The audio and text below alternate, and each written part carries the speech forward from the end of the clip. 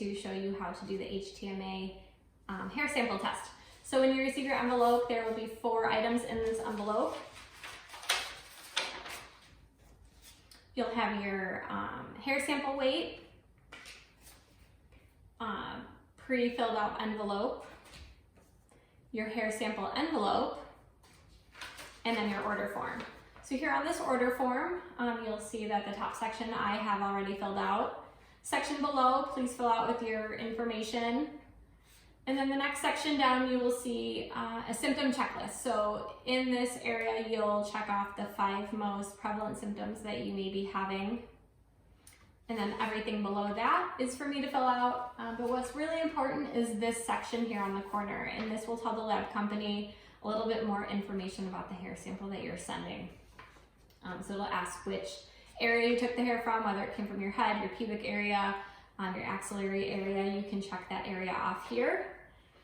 Next section down, it'll ask for your shampoo and other preparations. So my best recommendation when it comes to preparing your hair to get tested is you'll wash your hair with shampoo. Do not condition it, do not use any hair products, and then just go ahead and blow dry your hair, and take that sample shortly after that. Some things that will have an effect on your hair is any sort of dandruff shampoo, so something that contains zinc oxide or selenium, which are your dandruff shampoos. Those will have an effect. Please stop those at least 3 weeks before you do your hair sample. And then it will also ask you information about dyes. And this is also important for making sure that your hair is truly grown out, that you have some outgrowth, you have fresh hair.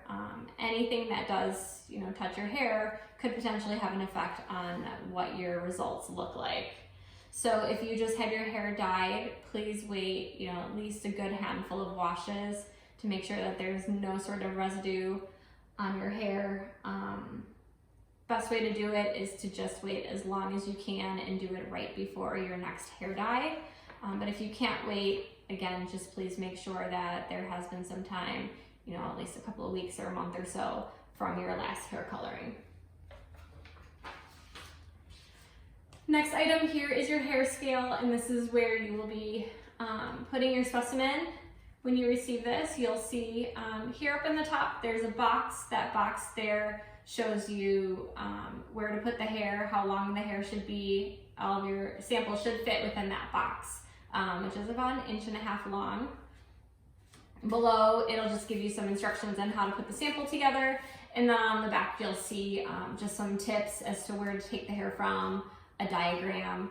Best places to take your hair from would be in multiple sections in areas that you may not show that you've cut some hair. So, if you part underneath your part, the bottom part here, the back, along the sides, those are some of your best spots to do it. Do it in multiple locations. When I did mine, I did it in 4 different locations. Of course, how thick your hair is and how long of a sample that you get will also determine how heavy your hair sample is. So once you fold these edges here, you'll place it down on the table, and then once you have enough hair sample, it will just tip. And I will be walking you through an actual example of doing a hair sample. Next item here is this mini envelope. So once you've collected all of your sample, you'll just take it, you'll dump it into here, seal it up. You'll fill out the patient information and the type of shampoo you used. The doctor account number comes from me. And then this lab number area is not relevant if this is your first time doing a hair sample test. If this is your second, third, you're trying to get a comparison from your last test to this test and see how your changes have affected your sample, you can write your previous lab number on there. And then finally, you've got this envelope here. When you're all complete, you'll fold up your order form. You'll take this mini envelope with your hair, you'll place it inside this envelope, place it in your mail. It takes about 2 weeks or so to get your results. And this little card you can just throw away. This card's not important once you've actually received your hair sample. So now I will walk you through how to actually take a hair sample. All right, so in order to take a hair sample, you'll part the hair. Make sure you have some clips.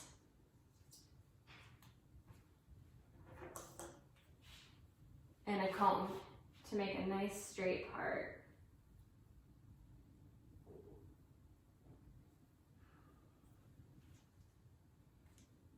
You'll take about an inch worth of hair,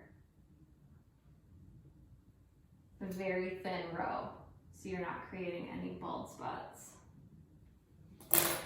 With some high-grade stainless steel scissors, you'll cut all the way to the scalp.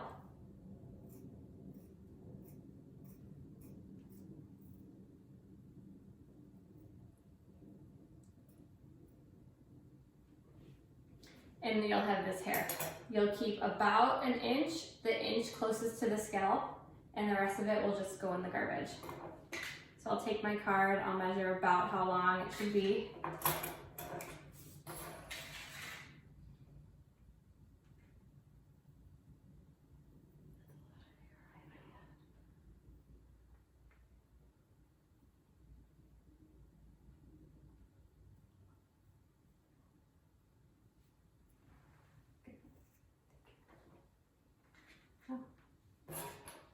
And then once the card flips, then you'll know you have enough hair, which we do.